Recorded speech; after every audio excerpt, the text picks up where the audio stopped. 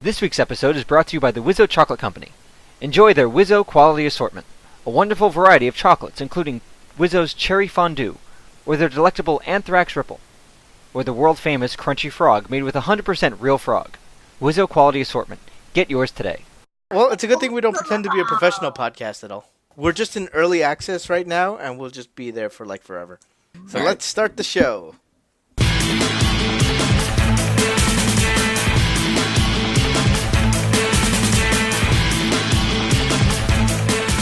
And welcome to the Geek Geek Podcast. I'm Joe. I'm Mel. I'm Dan. How's everybody doing this week? Good. Pretty good.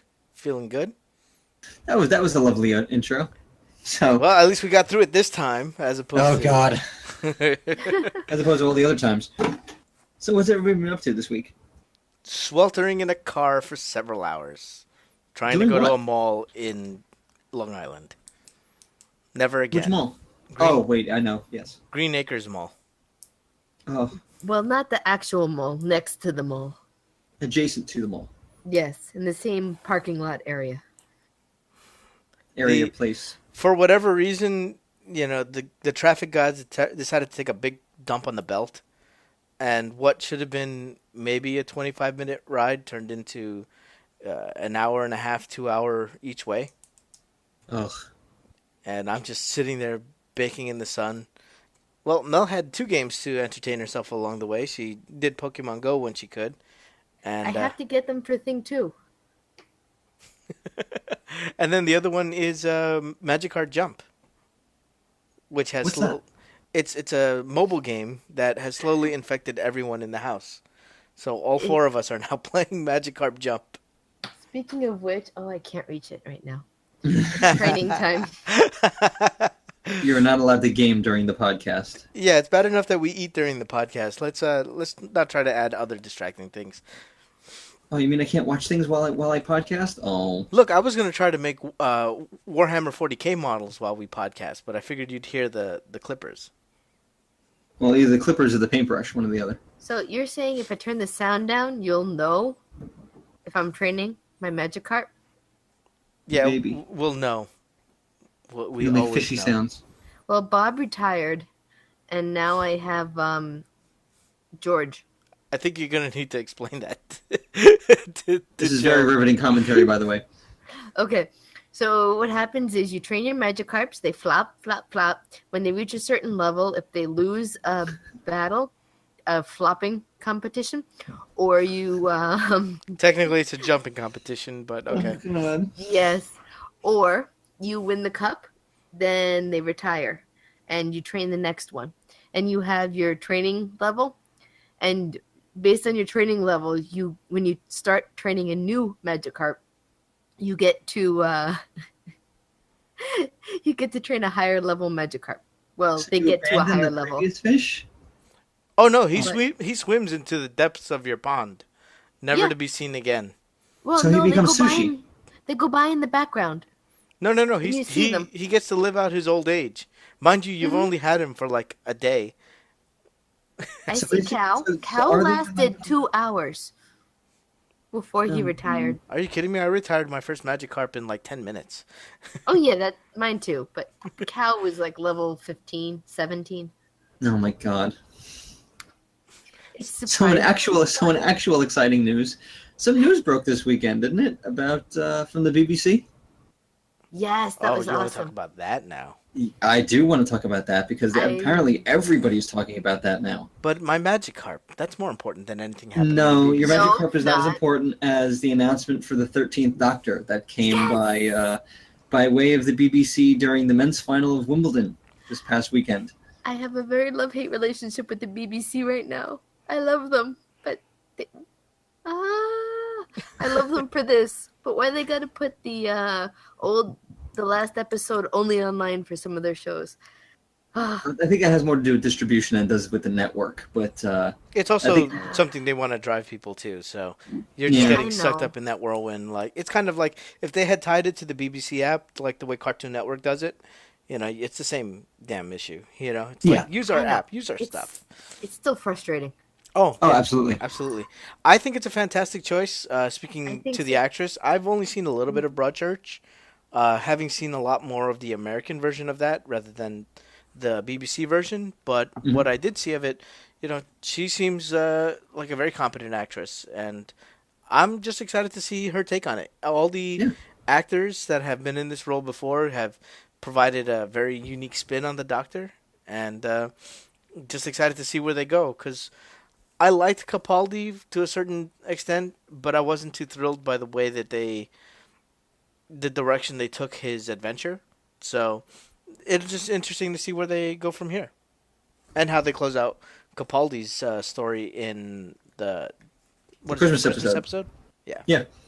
But that the Jodie Whittaker should be it should be interesting. I was kind of it's funny they the BBC put out a somebody leaked a possible list of potential replacements for Capaldi, and I think it was on the Friday before the announcement, which came Sunday. Um, a whole bunch of people were like, oh well, the information leaked and we know who it is, and oh god, it's another white guy, and it's got to be this white guy, and everybody was up in arms about that announcement. Turns out that the BBC figured there was a leak, and they gave false information, and the leak bit. So that won't happen again. So everybody basically complained for nothing, and then everybody complained on Sunday when the actual announcement came, and apparently everybody's hair is on fire that, oh my god, it's a woman. Which is, We I were, mean, I don't know. I feel like most people who were paying attention, like we were expecting this, as opposed to Yes. like I wouldn't say others. expecting. I think it was one of those hopeful things. Like, there's been enough of a groundswell from just around when Capaldi was announced that it's like, oh, come on, again? It's like, can we get some, diversity? Can we get, maybe Idris Elba was a name that was thrown around. People Can we get had a been, woman? Yeah, but he's yeah, already tied up in like Luther, so Oh yeah, absolutely. he would No, be. I never thought of him as actually becoming the Doctor, and I don't think he'd be a good fit for it anyway. from the groundswell. I know, at least from the scuttlebutt I had heard, not official, but people uh, had been talking about But it was basically what that was going to be like some sort of like big change in the character. yes, Yeah. but then it ended up being Missy, and I think Oh, I that was remember that. Yeah. probably what everyone had been talking about. But I then they mean, I also mentioned, I expected a big change because they Mhm. changed showrunners, and Yeah. the new showrunner, has already said that he's got plans for the Doctor. You know what I mean? That Yeah. are not conventional. And the other Mhm. thing for me is, from a storyteller point of view, it's the idea that you've kind of exhausted a lot of the interesting characterizations that you can do with a male lead. So Hmm. the only other thing would be to somehow bring the Doctor into the realm of like a person of color kind of situation or a woman's perspective. You know, sci-fi is very famous for being able to tackle these issues in a way that is generally not offensive. If you look back to Well, the it way depends on the who's doing it. That's the thing that's is some people can do it very well and others can do it very very poorly. hence the generally. Mhm. there are Yeah. some shows like Alienation that's just a bit too on the nose that didn't sit well with Oh, everybody. that was fine. I You mean know. That was awesome. that Or was was not it for its what time was it the was other? phenomenal. Was it Invasion Earth that was bad? I forget. Well, it There, was one of the TV movies. Yeah, it wasn't the series. It Yeah. was one of the movies. It was but kind of little. like it provides a great place to do that kind of like discussion without actually having to, do it too on the nose and actually have a "this is us" kind of moment. Well, You that's why know. that's what science fiction lives for. Science fiction Mhm. is the looking glass to which we look at ourselves. So Hmm. you look at a series like Battlestar Galactica, the reboot. Yeah. Was if you really pay attention, and it's not like it's buried in there. It's how do we deal in a post 9/11 world with suspicion and war and all these other issues with humanity, Oh yeah. It and did that in a fantastic way. did in a phenomenal way. Mhm. Now everybody, people don't necessarily agree with how it ended. There are, but that's everybody complains about how any show ends, especially if it's popular. I mean, everybody's still complaining about Sopranos and how that ended, but that's a whole other, that's a whole other thing. Mhm. But So, like I said, I wasn't too surprised by this. I was not also surprised by the immediate backlash that it got. yeah, The one criticism of it that I did hear that was surprising to me was there was a small, very minority voice that was saying, you know, okay, great, it's a woman, but it's still not a woman of color, kind of thing. So, I mean, I think that speaks more to the inability to sort of please everyone, yeah. I and mean, that we have this is a larger step forward than some can appreciate, and I think others were just expecting a gigantic leap that, quite frankly, a lot of studio execs are still not willing to make. and let's not forget that this is a British series first, and race is still something of a touchy subject. When you go overseas. They're not necessarily greatly represented in on the BBC to begin with, so that's a little bit of a stretch. For it to not to be a character of that kind of magnitude, of the Doctor being suddenly, a woman, which is not that great a leap if you really think about it, but to go, person of color and female, immediately, I think what would happen is you'd have a whole host of people. I mean, you already had a whole host of people complaining that it was a woman to begin with. You'd have a whole other host of people coming out of the dark reaches of the netherness to sit there and blast it for putting a person of color in there. I mean, when we got what was it? Was it last season? Clara Osgood, the other companion, Clara Bill. Osgood. No, not Bill. The previous Clara's boyfriend, the other teacher. Wasn't there already a companion that was of color? Martha. Martha, Yeah. yeah. Martha, yeah. Listen, every single time a person of color comes up on a big notable show, there is a very small, minute population of people that come up and scream bloody murder over nothing. And it doesn't matter whether it's television or movies. I mean, people were complaining about the Zendaya casting in Spider-Man: Homecoming, not knowing about anything to do with the character that she was playing. Just the fact that she was cast, and there was, oh my God, such an uproar that, the possibility that maybe somewhere, she could be a Mary Jane, oh my God. And that blew everybody's minds, despite the fact that that's not true. I feel But it like didn't there's matter. two reactions that kind of make sense when you're dealing with this kind of information. One is that the actor's back catalog, and you can determine, okay, yeah, she's gonna or he is gonna do great in that role.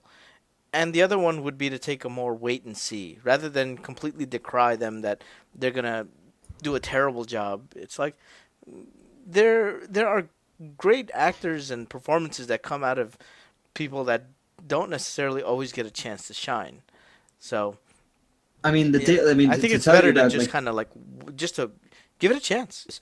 I mean, look, there's always going to be people that complain about it. I didn't even realize that there was such a large complaint when Michael Keaton was cast as Batman, and then finding out years because later. we weren't really like a cognizant mind back then.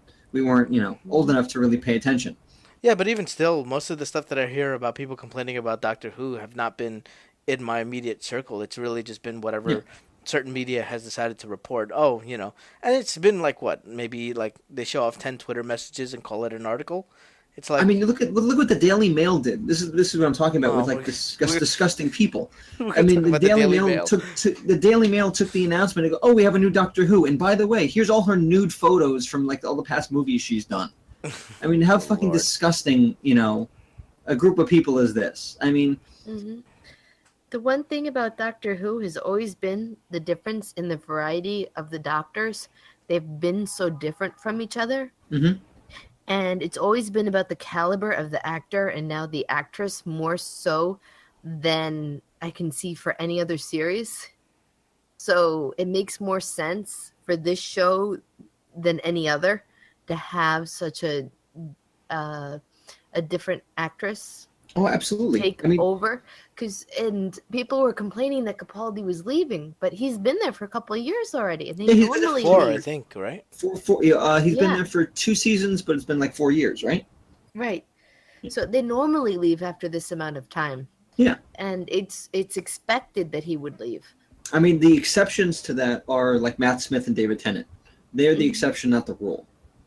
Where Well, they they were are there a unfortunately long the time. exception that creates the rule or the expectation. It's sort of like what happened with the console generations, because the PS2 and the 360 hung around for so long, now that we're talking about a new console generation already with like Project Scorpio, or excuse me, Xbox One X, is that right? Whatever. Xbox One X, yeah, But the palindrome that is Microsoft. Yes. but in if you look at the older console generations, that's about as short as they used to be. There was not a big gap between the Nintendo and the Super Nintendo going into the 64. We got all those more or less back to back in the late 80s into early 90s. But, we spent over a decade with the PS2. That's unreasonable. That means we spent an entire segment of time where that just did not change. And, that becomes what forms the rule rather than the exception, even though it is the exception. Yeah. I mean, to close out my thought on it, it's like the doctor is an alien. I mean, everybody forgets that he's not human. It is not human. So it can be whatever it wants to be. And, you go back to like Colin Baker, and he even turned around, and when he left, in his finale, he said, whoever, he or she is that I become. It's like way back then they were even talking about she. So the argument about, women are taking over everything, and it's like, they're 52% of the population. Get over it. Suck it up and move on. I said it before. There are interesting stories that come from everywhere, and there are stories that resonate with different people, and there are different perspectives that you're going to get depending on who's in the captain's chair, so to speak. And if we keep putting the same kind of people in that captain's chair, we're just not going to get interesting stories. Yeah, you've had 13 white male actors participate in this role. It's about time we have somebody else's perspective instead of just the companions. Well, that's the thing, is that there's a certain level of believability and sort of Prometheus-style clay that you give writers depending on the background of that character. Even if it's just with the way the character looks. We all know the Doctor's background, but, depending on what they appeared that they could have gone through, that can go a long way to giving writers some extra something to an otherwise normal story.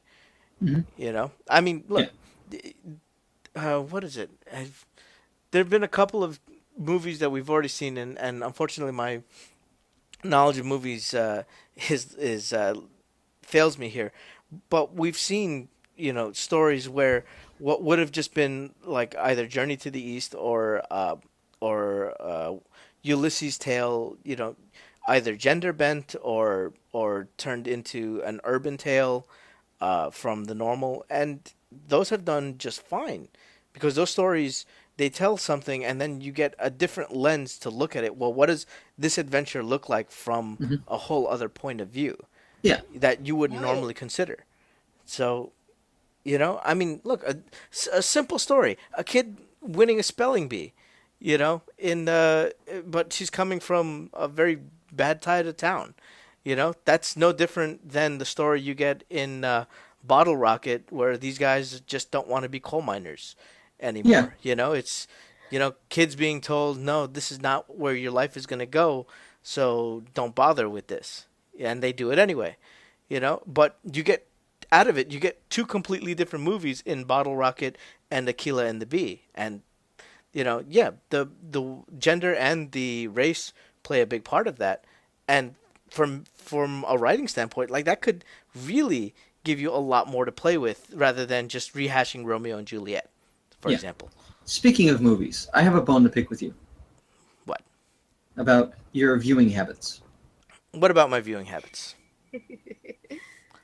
Oh, I finally watched Inglourious Basterds, and that movie is fantastic. Well, first off, congratulations! You finally watched a movie that's, I forget how many years old. Oh, it's ancient, but it is the best. How long did it take you to watch it? About 4 days or so.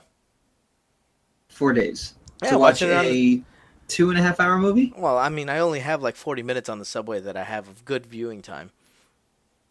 Realistically. That is not like me as the movie guy. It's like that is not the ideal place to go and like experience cinema. Is sitting down on a train and but it was catching 40 minutes at a shot. Oh, but it was fantastic. Just watching, just watching that Hans Lando I think the character's name is. Just watching that actor work, and oh my god, all I wanted to do was watch him be scalped at the end of the movie. You know, that's all I wanted. I hated him, but he was by far my favorite character. You hate him, but you love him at the same time because he's just so good. He's so menacing. It's like he's like an evil Poirot, you know? And he speaks French, he speaks Italian, he speaks English. He is super dangerous to the point where you don't even want to get into a conversation with him because if he's smiling at you, he's got you. Yeah, he's smiling at you. He's got something else working. Yeah. Oh my god. One of the things I did notice being a Tarantino movie and having watched part of Pulp Fiction again recently, I like that. Well, I noticed that not only is there a lot of death in Tarantino movies, but he doesn't really do a lot of innocent killing. When you kind of get down to it, all the people that die in his movies are people that sort of deserve to die.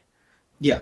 They are not good people, even if they're not the worst people in this movie. Mm-hmm. You know, and they all have blood on their hands in some way. Yeah, they're not clean. They're not saints, and a lot of the people that deserve to die in his movies, and that's tremendously satisfying from a moviegoer's perspective. But the one thing that I did notice about this movie is that he wanted to make kind of like another. It kind of felt like he was trying to write a war movie, and then was like, "Fuck it, I don't write war movies. I'm just gonna set it in this thing." Because a lot of what you would expect out of a World War II, sneak in saboteur kind of movie, it's not in there, and it plays a lot like his previous movies, especially something like either Pulp Fiction, or maybe even like Reservoir Dogs, in terms of like the way things are all entangled. But where he really shines as a writer and as a director are in these fucking standoffs. Every standoff scene that I've ever seen in any one of his films has been amazing. And you're just absolutely gripped and riveted every time. Like, oh shit, who's going to blink first? Does he know? What does he know? Yeah. How much does he know? Wait, I think he knows too much. Shit, how are they going to get out of this? There's a channel on YouTube called Lessons from the Screenplay. And they do a phenomenal breakdown, and they use Inglourious Basterds as a means of explaining the rules for writing suspense. And what they use is the opening scene of Inglourious Basterds, and they break it down about why it's so successful and why it works so well. And in that breakdown, they basically explain, you're given all this interplay between these two characters, but the bad guy feigns like he's respectful to the man in his home. He's giving you all these courtesies that you would give if you're a civilized person, but every one of them is colored in the fact that he is coming from the position of strength, even though he's feigning weakness. Yep. So every step of the way, you're always off foot. And that's very difficult to do, one, as a writer, but two, as an actor. It must be, phenomenal fun to play that kind of character. Not knowing where the other foot's going to, where the shoe's going to drop. That's not the first time he's worked with that actor, is it? That was the first time he worked with Christoph Waltz, yes. That is? Yes, that was the first time he worked with Christoph Waltz, and then after that he immediately made Django Unchained with him because he loves him.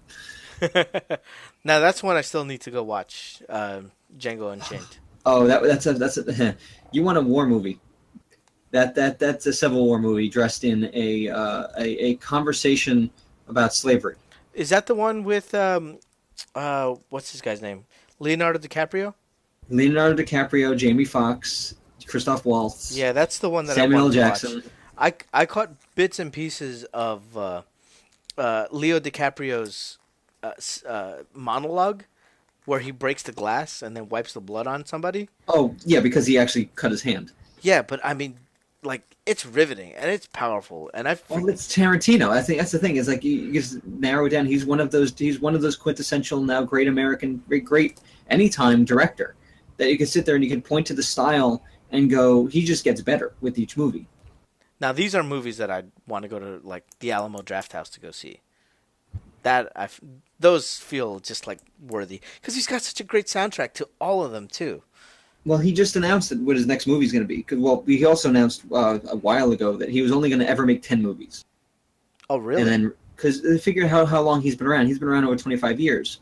And so he comes from the school of, well, I'm not going to go and make a dud. I'm going to make, 10 really good, worth it movies, and then I'm going to walk out because I'm going to give somebody else a shot. So I'm going to go out on a high note. There's 10 stories I want to tell. I don't necessarily know what those stories are, but I know that I want to tell 10 stories. Kill Bill counts as 2 of those movies? No, Kill Bill counts as 1. Oh, okay. That's kind of cheating, but yeah. Not really. It's one story that Miramax cut into 2. Because there is a cut out there, which they haven't released yet, which is the true cut of the movie that he I think he's only shown he owns a theater in Hollywood. He's only shown it there. They haven't put it on Blu-ray yet, and I would absolutely love to get my hands on it because it reorders how the movie is told. And so the big twist about the child doesn't come up until she actually gets to Bill's house. Oh, okay. So that's one of those things like, holy crap, that completely changes the movie. That one little subtle change changes the entire series. But yeah, no, he's a fantastic filmmaker. He's a phenomenal filmmaker. I loved Inglourious Bastards. I think I own it, and I bought it well before I actually got around to watching it. Shame on you. Now I'm even happier that I own it. So, but yeah, he just announced that his next movie is apparently going to take place during or about the Manson murders in Hollywood. So yeah. I heard about that. Yeah, that came out this week, and so that'll be intriguing. With potentially Margot Robbie starring. As Sharon Tate? Or as Sharon Tate? As Sharon Tate. Because if you look at the photos of Sharon Tate at the time and Margot Robbie, it's creepy. How close. Well, can't wait to get more news on that. And hopefully this time the script won't leak. And, I mean... I'll say this: it didn't affect me much. Oh, with Hateful Eight? Yeah, Hateful Eight was awesome. Yeah. Oh, Hateful Eight was such a phenomenal movie. I swear to God, that's a play. That's got to be a play at some point. Well, he shot it like a play. He's got a lot of wider shots there than most filmmakers, I feel. Well, it takes place in the one location. It pretty much takes place in the one location, so you could set it up like a stage play. No, but remember we were discussing about that while watching Them, like the differences between modern cinema and the way things were shot before. It was like in the 50s and stuff, yeah. Yeah, because it was shot in very much a play manner. Like, I remember making the comment that everyone sat around this one table and phone, making sure not to block anyone else in the shot. Yeah. So it was less natural because everyone was just standing around so that everyone was visible from one direction, i.e. Like where the camera was. Supper. Yeah, exactly. It like was The Last Supper, yeah. It was very much a Last Supper kind of thing. And modern movies, they usually just don't give a fuck, and they'll just, do quick cuts to face cuts in the middle of conversations. Well, a lot of that has to do with technology. I think back then you were pretty much locked down with the camera, on a very rigid platform. It only had so many limitations. I mean, nowadays with Steadicams and zipline cameras and all, drone cameras, helicopters, I mean, you name it, you can put a camera anywhere. I mean, hell, you can even set up a digital set and just have a digital camera move around a space to give you something. Well, don't forget, the du jour thing to do nowadays is the single take, single camera, and just have that whipping around like, it's someone following you with a real steady camera. Like you said, I mean... I think the best. Speaking of that, I think the best movie for that kind of shooting, for long takes, uninterrupted long takes, with no edits, is Children of Men. That's got to be like up there with like some of the best cinematography out there, because I think there's 3 sequences in that movie. The longest of which I think is 13 minutes without a cut. Oh, I think that's the one That's the one where they're going through the town in the middle of the firefights and everything. That's 13 minutes long. Without a cut. But see, that one's a genuine long cut. Whereas you take a movie like Birdman, and that's the cuts are hidden, but that's still the artistry. cuts are hidden, but it's done really well. Where it's like, obviously they're not going to do the whole movie in one long take. That would be, 3 hours Impossible. of hell for the actors. Yeah. Especially if you get someone like Tommy Wiseau to star in that movie. Oh God. Did you guys catch the trailer for The Room behind the scenes movie? The Disaster Artist? The Yeah. Disaster Artist? Mm-hmm. That is hysterical. Did you see somebody on the internet was glorious and they intercut the actual scene that James Franco is filming with the scene from the movie to show them side by side about how accurate he's playing this. Yeah, he's playing that really well. He's doing it. It's not a caricature because I don't think they're setting out to make fun of it. I think they're going out to kind. I mean, it's funny, but it's not funny like to make fun of him or the movie. I think they're pointing it out to be funny, as in the how does something like this get made? Yeah. Like let's peel back the onion. Let's take a look and dive deep. And how did something like this occur? Mm-hmm. Without like pointing blame. I saw I think it. it would be wrong. You saw The Room? Yes. So have I. It is not the worst movie I've ever seen, though. Oh God, it's so bad. It is not the worst movie I have ever seen. But it is I so have bad. seen worse. You know what? I'll admit it's a bad movie, but you know going in it's a bad movie. It's not I one didn't. of those. You watched I it just clean? saw it randomly. I saw it clean, and I was wondering what the hell I was watching. How long until you were like, what the hell is this? And why did you not turn it 15 off? minutes? 15 minutes? I was kind of in for the plot. What plot? That doesn't have a straight plot. I was the characters. I was like, what the hell? And then I just kind of watched it because he did not hit him. Her. I did not hit her. I I did did not- not hit I her. did I not. did not. Oh, I did hi, not. Mark. How's your Oh, hi, sex Mark. life? Oh my God! Between that and the two very awkward love scenes, and You're talking the, to someone who watched that TV show Relativity. oh my God! I don't remember that one. So I watched some pretty crazy things in my time. And it was not the worst movie I've ever seen. I will say, I admit, I saw when I saw The Room, I had a little bit of a buzz on just to take off the edge of watching a very bad movie, and it still wasn't enough. It was I painful. feel like that movie would cause you physical pain, knowing It how was you 2 o'clock in the watch morning. movies. I had such a hard time getting through it. I'm like, I have to get through it just because I have to. Like, okay, I sat and I watched it, but oh my God, it was so hard. Well, now you It have was- your badge. You're the Room badge. It was 2 o'clock in the morning. See, this It is randomly came on, and I watched it. And See, this I is- was half asleep. this is why in 2 o'clock in the morning I only watch videos about police brutality and sovereign citizen videos. You and your sovereign citizen videos. You're gonna be on a watch list. You know that. If I'm not already on a watch list, I'd actually be surprised. I'd be upset. Did you guys check out this Blade Runner trailer that's going Yes, absolutely. First, I remember the first trailer came out, and I was a little bit on the fence. I had that tinge go up my back of like the very much fanboys. Like, what if it sucks? around? Oh, I think you were just burned by episode 1, dude. No, I think I was burned by Ridley Scott. I think after Prometheus, I can kind of tell him like he can go F himself. Like he can't tell a good story anymore. I like You really Prometheus. can't. I really did. What's wrong with you? What's wrong? There's so many problems with that movie. Oh, it's not even a good movie on its own, let alone the fact that it's attached to one of the best science fiction franchises of all time. I think that's probably where the And when he bigger even mistake started, is. so he should know better.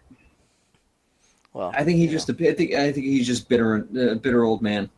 Well, look, he may have started it, but arguably James Cameron is the one who fixed it. That's why I think he's bitter.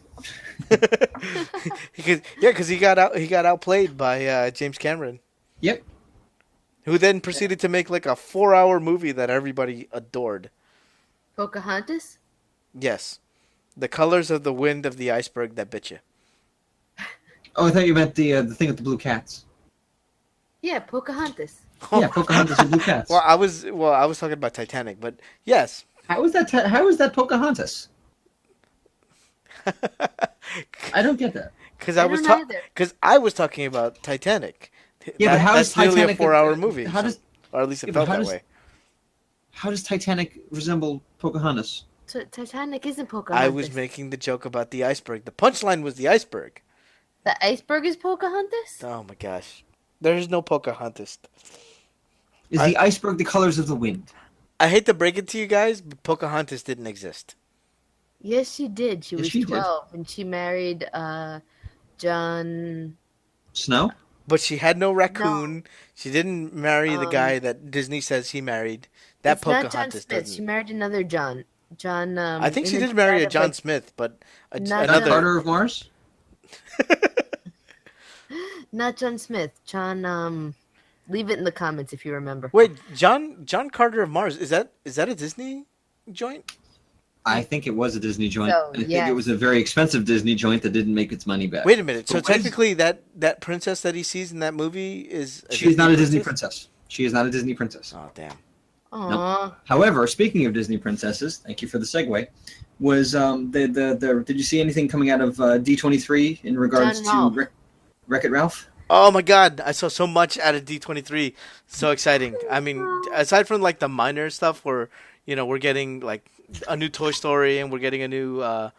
Which I'm not sure if I really want a new Toy Story. No, but there was another one. There was a new No, Toy they're gonna Story and there was a ruin it. new something else. Oh, not Cars. Incredibles, Yes. Incredibles 2. Incredibles 2, which yeah. is really interesting. That's finally coming. Yeah, Then we got Wreck-It Ralph. I do like the idea that they're taking it to the internet. that's kind of fun. So that'll, if you're gonna take it anywhere, that's a good place to Yeah. take it. But the circling back to why the princess stuff is apparently they brought back all of the living Disney princess voice actors for it, and they gathered them up all on stage. Well, as I think one or two of them, but they got the majority of them there on stage at D23, which is really? kind of cool. That's neat. yeah. I mean, you're talking about Ariel and Belle and Pocahontas and Mulan and Merida, and the list goes on, including up into Moana. Oh yeah, they also announced the Yeah. Mulan live action movie. Mm-hmm. That- We also shown footage from the new Lion King live action movie. Didn't we also get like we got to see like Dumbo, like the practical effect they're doing for Dumbo? No, that was Lion King. They showed off the technology that they're shooting for Lion King. Dumbo, I think we just got an announcement for cast. I know Aladdin. We got an announcement for cast, which I thought was really interesting because I know in the week leading up to D23, like Disney made this really stupid announcement that they couldn't find anyone of Oh my Arabic God, it was so descent yeah, that no, excuse me, Middle Eastern descent that could sing, dance, and act. And the internet, in its way, exploded. it's like, let us help you. There's literally an entire industry that does nothing but sing, dance, and act. And act, exactly. It's like, More it's than like, really, one. guys? But you know what? I feel like, given that they made a casting announcement that weekend, I think that was just a PR stunt. Like, that was just for show to get people No, riled I up. think it was some bonehead executive, blurted something out and somebody printed it. Probably. Because I think a lot of that's the just casting probably was last minute. Because I'm not necessarily sold as with Will Smith as Genie.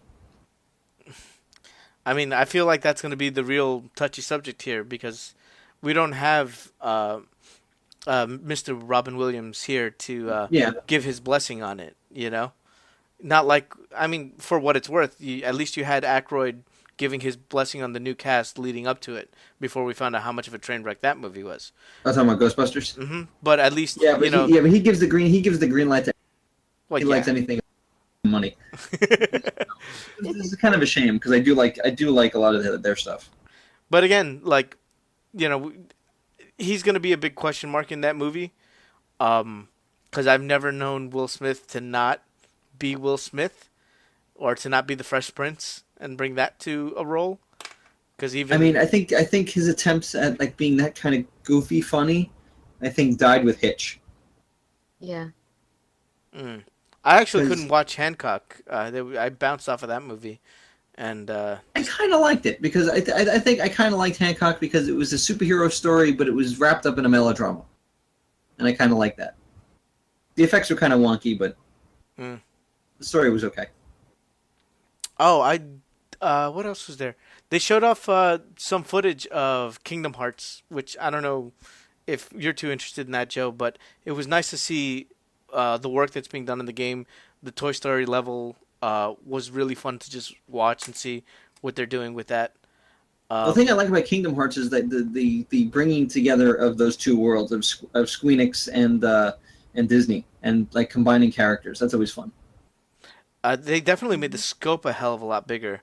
What I liked less, though, was the reports that came out later where the director of the game kind of did a lot of like finger pointing, like, oh, we had to change engines and, last minute decisions. So that's why the game is so delayed. It's like, maybe keep that a little tighter Quiet? for now. Yeah. A little quieter for the time being. You know what I mean? It's like, or at least just frame it differently. You know what I mean? Not everybody's adept at PR. I mean, we've seen plenty of people step on that. But no, D23 was exciting, especially for the Star Wars stuff.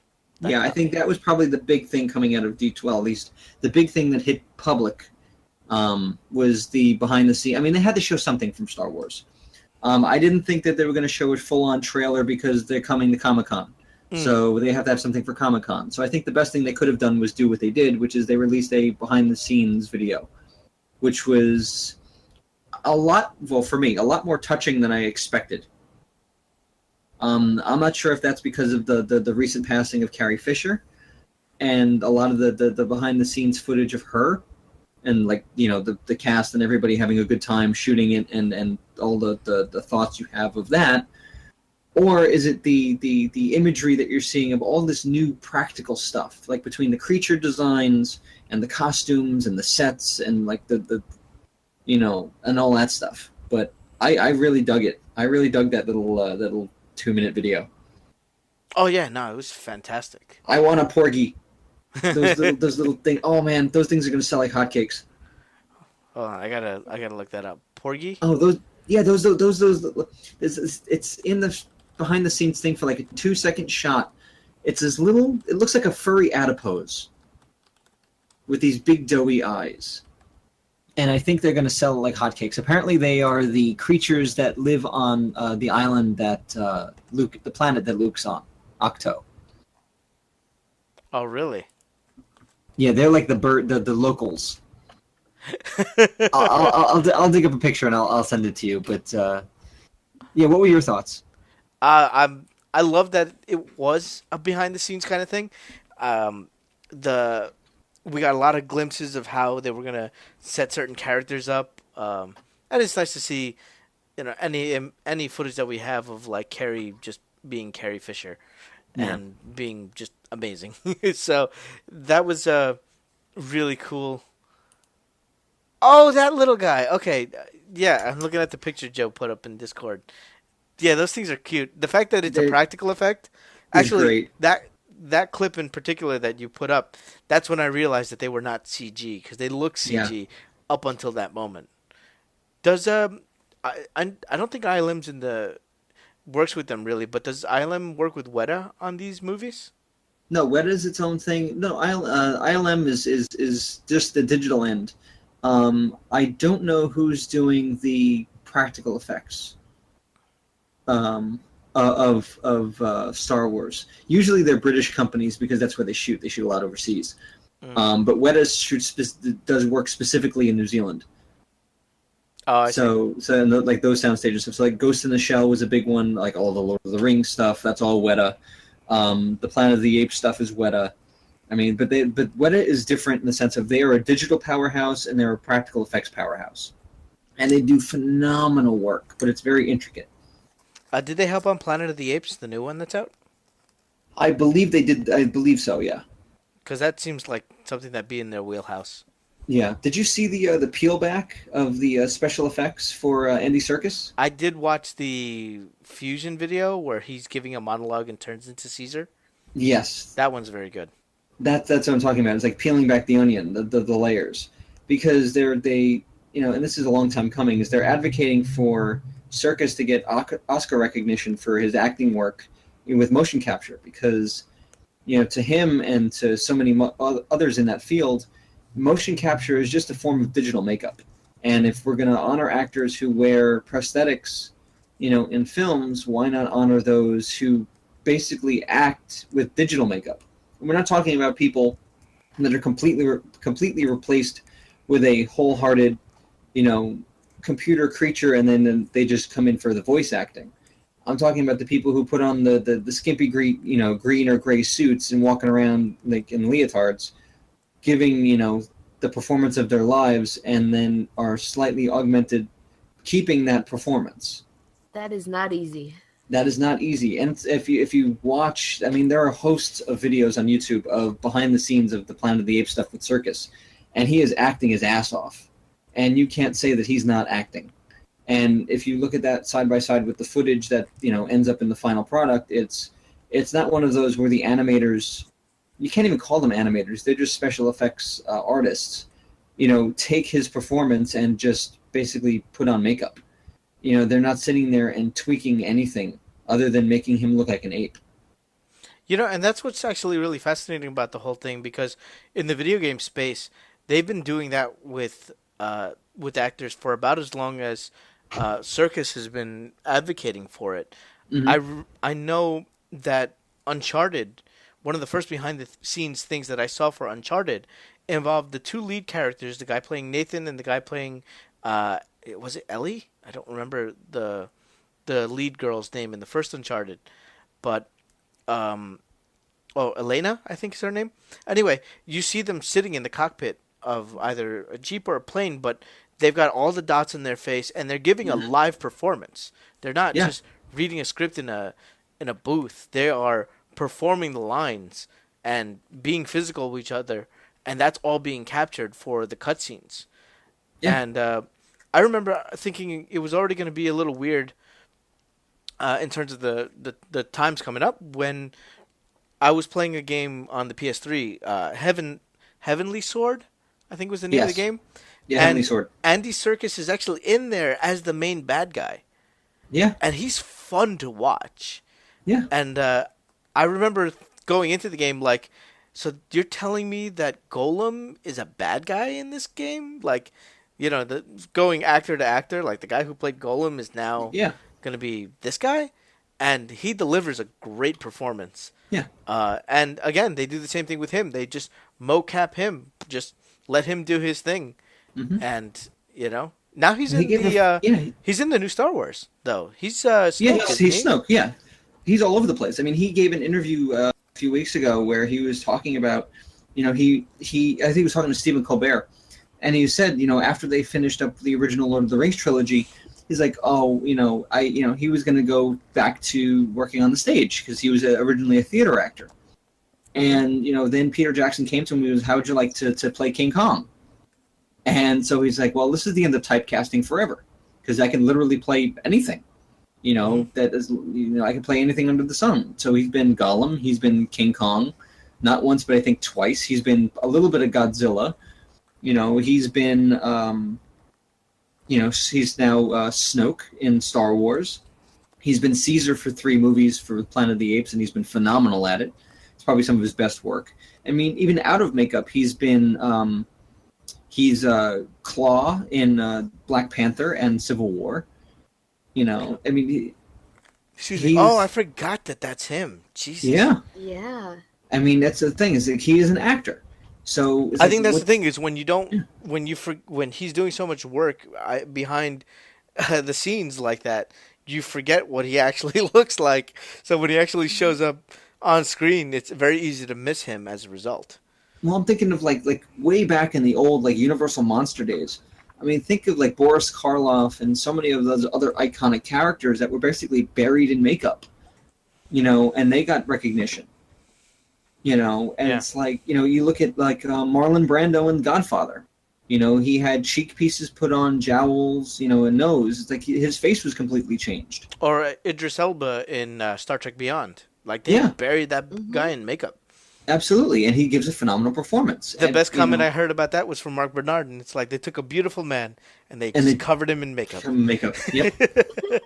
And they did, and that was kind of a shame. It's like I don't even think he's in it at all as himself.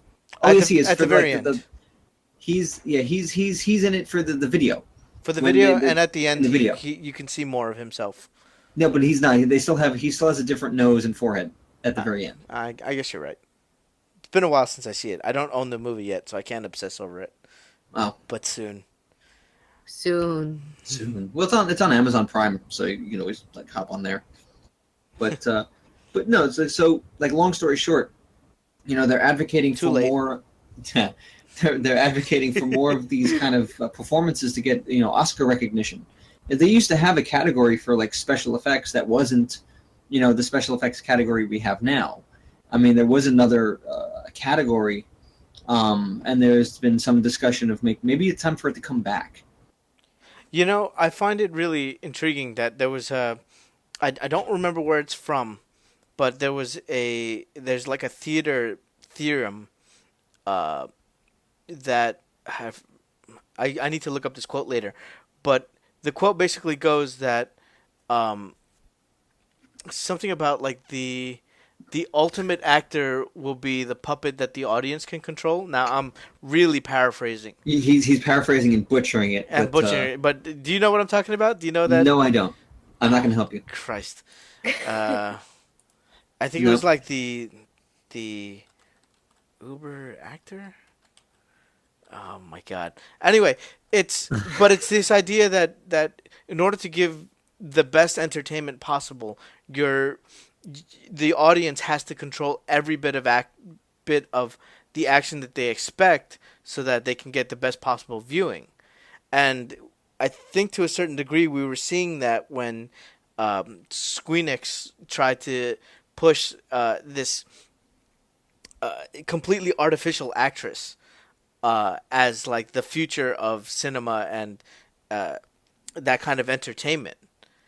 But I think with the revival of mocap, and because it's an older technology, really, Yeah. but to see it like really coming and maturing the way it is under, really the leadership of Andy Serkis and those who will follow him, we're going to get to a point with the CG stuff where you could do a movie like The Spirits Within and have a much more believable time about it because you're going to have actors genuinely giving this performance. And then you could turn them into anything you want. This guy could be a four-legged Elcor from Mass Effect, and really all he's doing is standing around interacting with other people like it's normal. And then you just drop the Elcor on top of him and boom, you've got a performance out of it. And that's going to be real exciting. Especially for real grand like sci-fi epics. Like I wonder what Luc Besson did with the stuff coming up, Valerian. Oh yeah, because he's got a lot of aliens there, and There's wonder. a lot of aliens. You're going to sit there and wonder how many of that is completely digital, how much is mocap, how mixture of everything.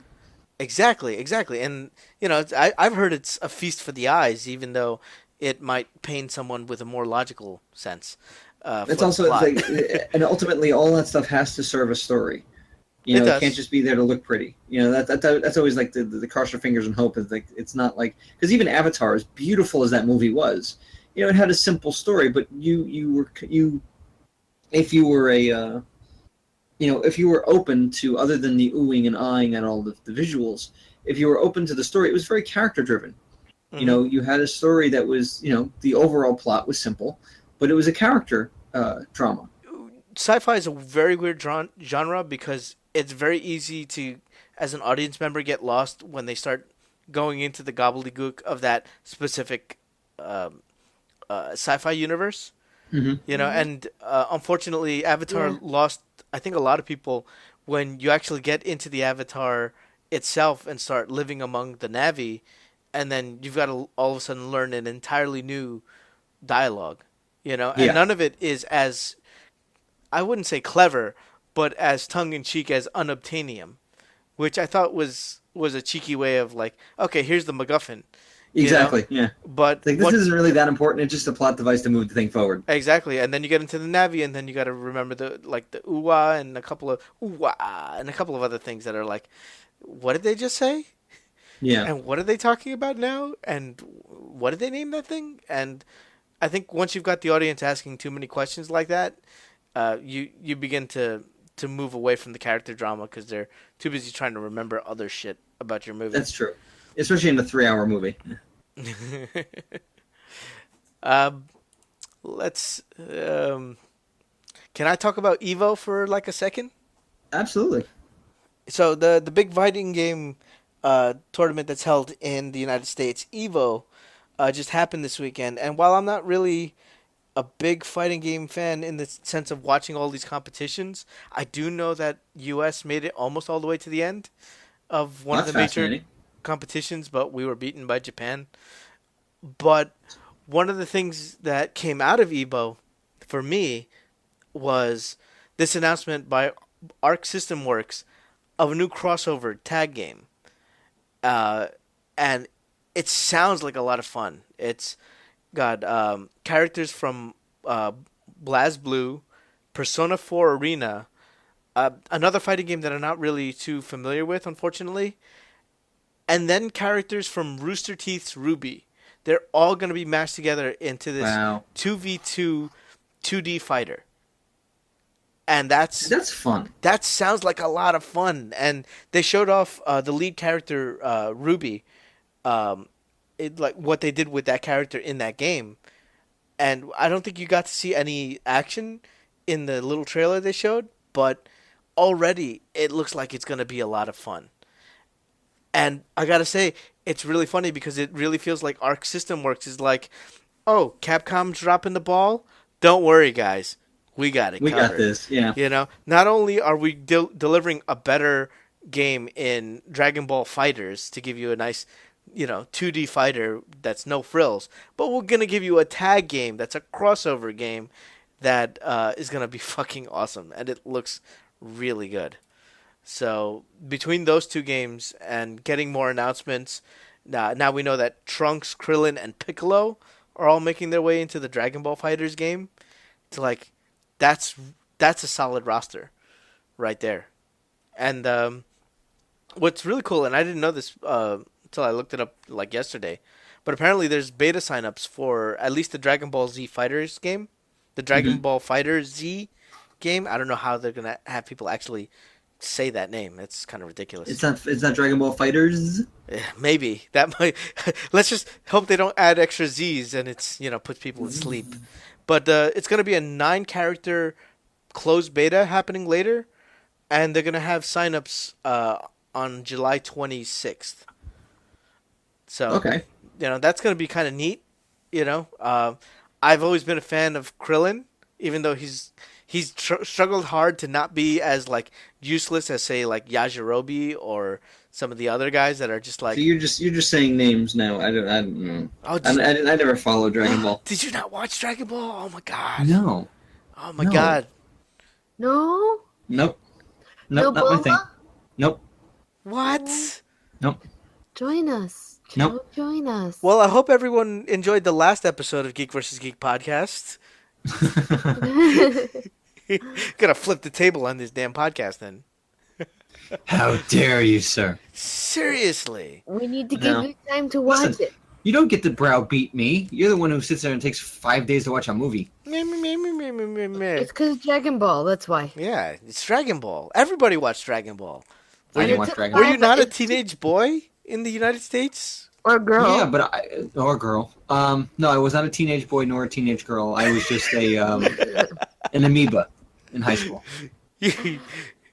you were an I was vacuous fluid. Wait, what was the name of that book? Women who like men who Don't. are emotional amoeba. God. That's Will there be a Yamcha? Wait, does anyone know where that book is from? It's from a movie. Nope. Hackers. Oh God.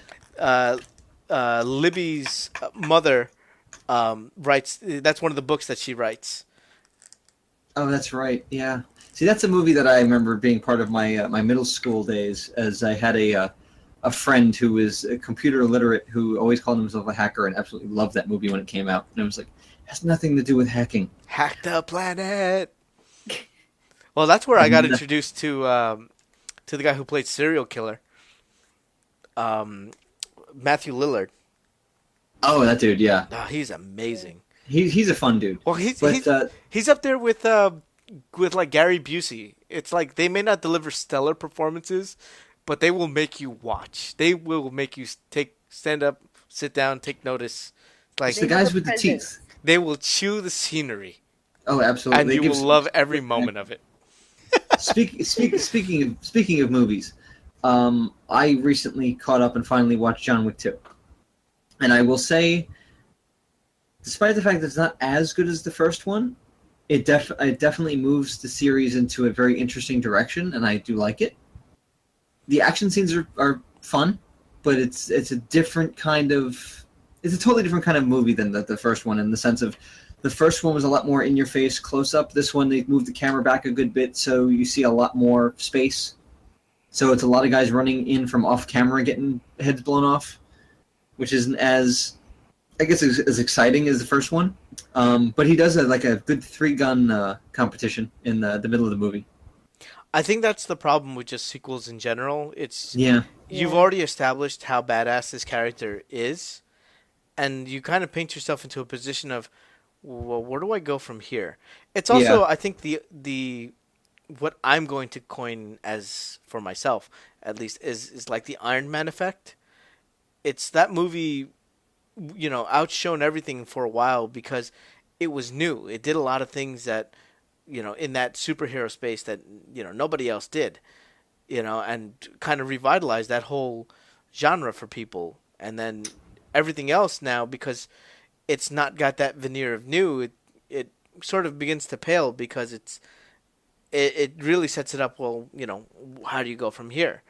I feel like you had the same situation with the Expendables, because while I liked the first 2 Expendables, after that I sort of lost steam for the whole thing because... Yeah, the third one kind of was terrible. Well, that's the thing about it. By the time I finished the second movie, I'm like, yeah, the 90s were cool. What else is on? It's sort of like the first one was great because we haven't had a movie like that in a very long time.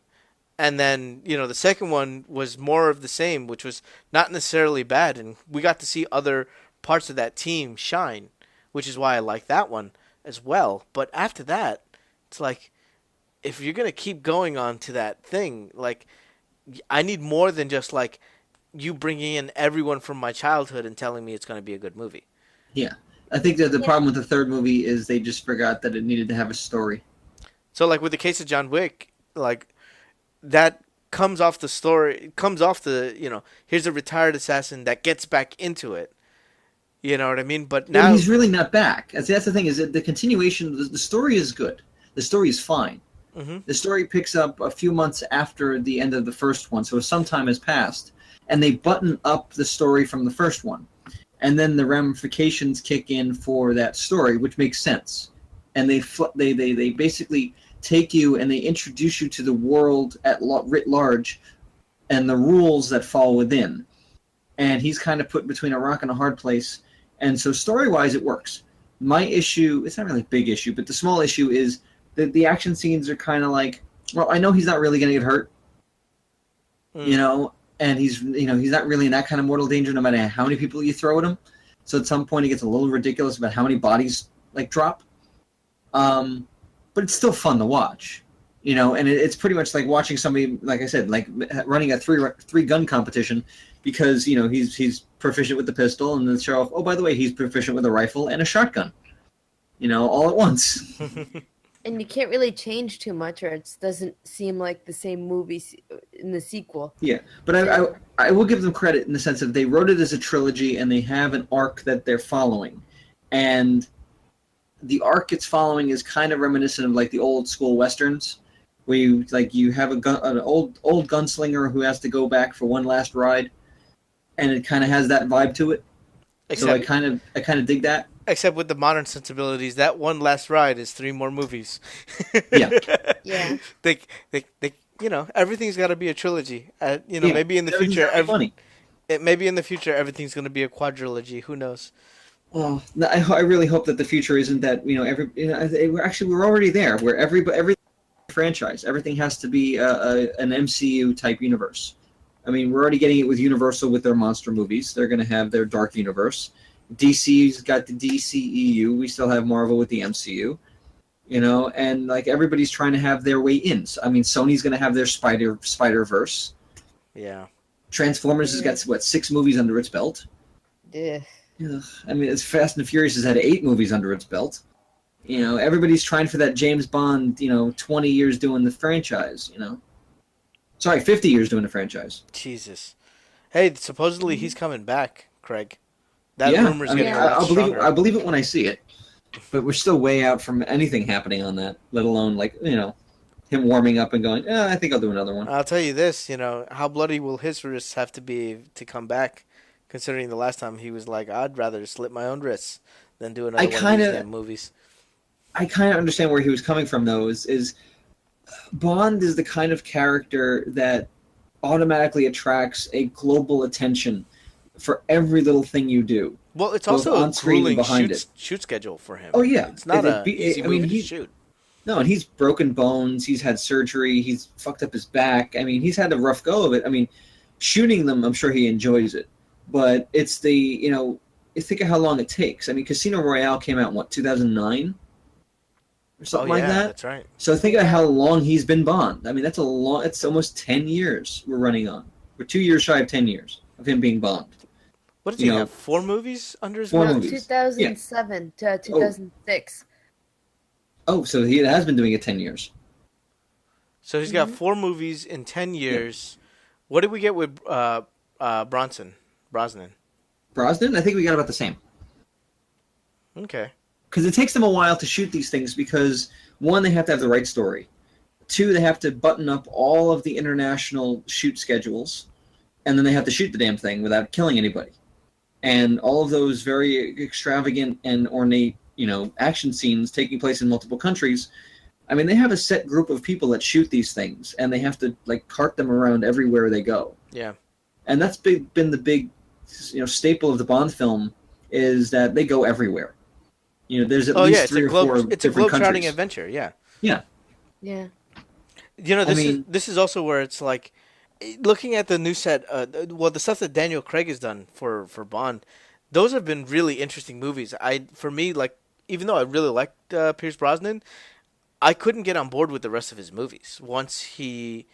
GoldenEye was phenomenal, but then the others came out. What was it? It was lesser Tomorrow Never quality Dies, and it wasn't they didn't feel like they were worth watching. But aside from Quantum of Solace, which I did enjoy, the other movies, Skyfall and Spectre, I was excited for them from jump. They were phenomenal movies. Which was a big change from hearing about new Bond movies with Pierce Brosnan. It was like, Tomorrow Never Dies? Okay, what's this about? I don't know. Who cares? The World Is Not Enough? Okay, so all right, so that's the title of the night. It was expected. It was like, okay, there's another Bond. There's another Bond. But they weren't exciting as another Bond. It was like hearing The Expendables 3. It's like, yeah, I might enjoy the movie if I watched it, but I don't feel like watching it. It's funny though. Maybe if it comes on TV, we'll catch it. Yeah. Or I think it's streaming, so you could always pop up Netflix and take a look at it for free. Well, not really for free, but at least you won't have to charge per movie. Mm-hmm. So you can watch that and then wash your brain out with a movie that you'll actually enjoy. I was so mad when Clue got off streaming. But it's off streaming? I believe so, yeah. Oh, it's a shame. Clue. Yeah, I had to watch it by breaking out my DVDs. Wait a minute. So you're complaining about not being able to stream it despite the fact that you own it? Well, I mean, it's so much more convenient. And then I could watch it on the subway, and then have all my, fun moments while I'm sitting there on the subway, Not being derailed. Not being derailed. Flames on the side of my face. Well, that's what they were saying on the 6th line earlier this week. Yeah, well. Burn. No, seriously, burn. Seriously, the MTA needs to fucking deploy those damn vacuum trains more frequently. Yeah. It's like, you have them. Just use them. Just But fucking run them. if they use them, then there would be train traffic up ahead. For real this time? We're getting a different... I think we're getting a little too New York for our video game podcast. Yeah. You mean our movie podcast? Oh, come on. You take over every time, Joe. Every time we talk more about movies than video games. Can I talk about Wolfenstein: The New Order? The fact that I just beat it and I had a good time killing Nazis. Then I got to watching Glorious Bastard about killing and scalping Nazis. Hey! Wolfenstein is awesome for killing Nazis. Did you use the chain breaking gun with the energy? Yeah, the laser craft work, fully powered. Yeah. Did you watch them explode? But no, I can't talk about that because we're talking about movies. Well, to be honest, it's more important. Oh, Once again, I said thank you for tuning in for the last episode of Geek vs. Geek podcast. shade. Well, it is Geek versus Geek, so I stand. Joe! I Are think we renaming the podcast? Not quite, not yet. Not yet. Not yet. We're not there yet. I don't think we've broken yet. No. We may have lost one member, but we will not lose the rest. We will keep the hill, as it were. Is this the hill we die on? Maybe not for Joe, though. Nope. I'm standing in a nice open field. Excellent. Excellent. Take us Our home, Joe. jugglers are currently working. So, I think that sounds like a good place to end it. So, for the first, last, and forever, this is the Geek vs. Geek podcast. Thanks for listening. Make sure to like and subscribe. Leave a friendly comment in the proper place below. And we'll see you next week. Oh, before we go, I do have to ask. This will be coming out the Monday after Comic-Con. Mm-hmm. So, since tomorrow, as we record this, will be the first day of Comic-Con, what kind of stuff are you looking forward to so we can compare notes next week? Honestly, I don't have much to expect. I haven't been keeping my ear to the ground, so What do you want to see? I don't know who's gonna be there. Everybody's going to be there. Tell me, what do you want to see at Comic-Con? Deadpool tomfoolery. Ooh, Oh, okay. that's a good one. Yeah. I want to see a Star Wars trailer of Han Solo or of Episode 8 or something. I guess maybe that. Just hearing more from the Han Solo movie, because I know how Ron Howard's been tweeting stuff out about like Lando's wardrobe, or what That would be nice. looks like Lando's wardrobe. So hearing more out of that movie to know it's not a complete train wreck would be nice. It has not derailed. No. Apparently it's in able-bodied hands. Well, Yes. it just skipped around a bit. Yeah. Oh, See, we're well, talking I about just- movies again. Ah, fuck We you, would Joe. Oh my god. Why? Why do you make me do this? I We play would like games. to see what is up with that. Next time I will talk about my Nazi killing adventures, because do I have things to say about Wolfenstein. All right. So we'll save that for next week, and then we'll catch up on all the news Comic-Con, and we'll see what we get out of it. Yeah, sounds good. All right. Everybody play Magikarp Jump. It's fun, even if it is like a clicker game masked as a visual novel. Yeah, go play Wolfenstein. Go watch John Wick. Go watch Inglourious Bastards if you haven't already, because just watch Tarantino in general. Just Go play Doom. Go play Doom. Doom. Doom is good. Doomy Doom. What else? I think that's it. I think it's a good place. The more you know. All right. So for Geek versus Geek, I'm Joe, I'm Mel, I'm Dan. and there's and no we're out Ted. of here.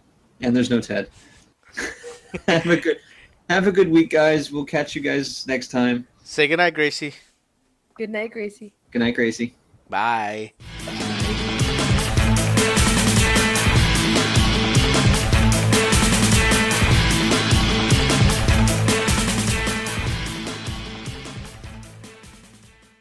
I'll be quiet.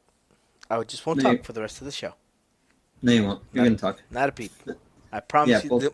Zip, not talking. See, this is me. I'm not talking. Not saying a word. Nothing. Except you. Absolutely you. nothing. Oh, we couldn't have timed Can that we- better.